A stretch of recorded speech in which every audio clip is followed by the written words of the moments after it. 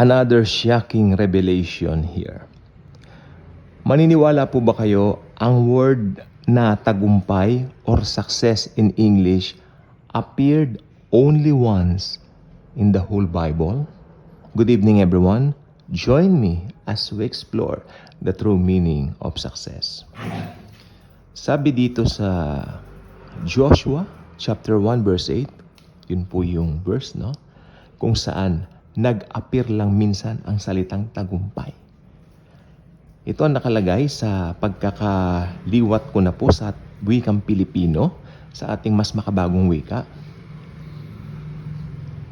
Iyong bulay-bulayin ng aklat na ito.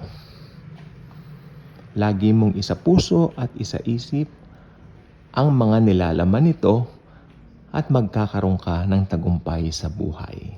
Yun ang nakalagay dito. Okay, in English, meditate on this book day and night and you will have good success. Okay. So, ano yung book na binabanggit dito? Pumunta muna tayo sa context.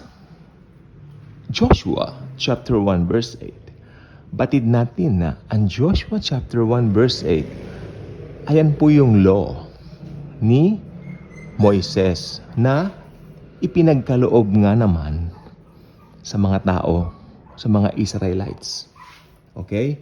At pagkatapos po nito, syempre, nung nandyan na po ang Book of the Law na ito po ay mainam, na ito rin naman ay bulay-bulayin, basa-basahin, at i-apply sa buhay.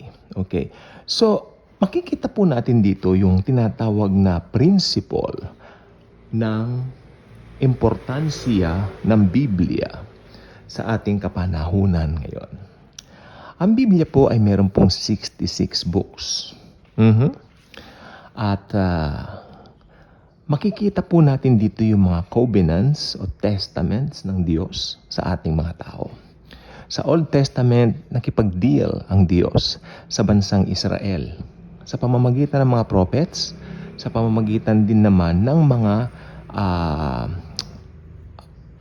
hukom, mga hari, no? Na tulad nila David, tulad din ng mga matatawag natin mga dalubhasa sa pagsusulat ng Biblia, tulad ni Moises, no? Ayan po ang gusto ko pong sabihin po sa inyo. Pero pagdating po ng New Testament, it's only the person of Jesus Christ na talagang dapat nating itaas.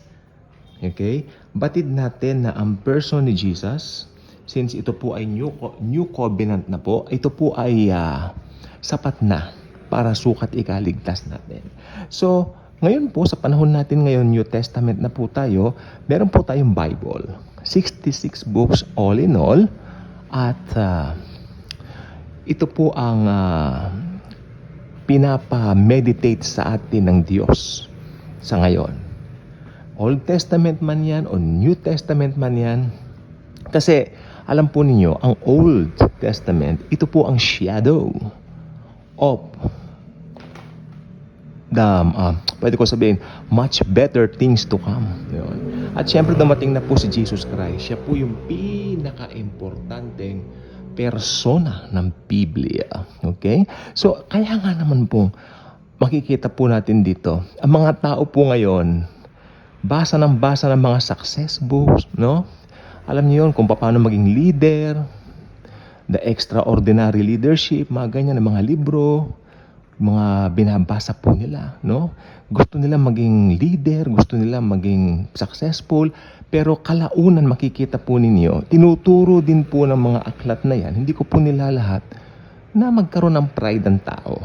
Pero ang Bible po, ito po ay total opposite ng mga aklat na binabasa ng mga tao. Why? Bakit binabasa ng mga tao ngayon ang mga aklat na yan? Kasi gusto nila maging successful sa buhay. Pero hindi nila alam, ang dapat nilang basahin na libro ay walang iba kundi ang Bible. Nandyan po ang success natin sa Biblia. Minsan lang pong binanggit ang term na tagumpay o success. At yan po ay nasa Joshua chapter 1 verse 8. Okay? At kung naki Jesus ka na, mananampalataya ka na ni Jesus, successful ka in any way. Subscribe ka na rito. Share mo ang video ito i-share mo ang pagmamahal ni Jesus sa ating lahat. Thank you, and Jesus truly loves us all.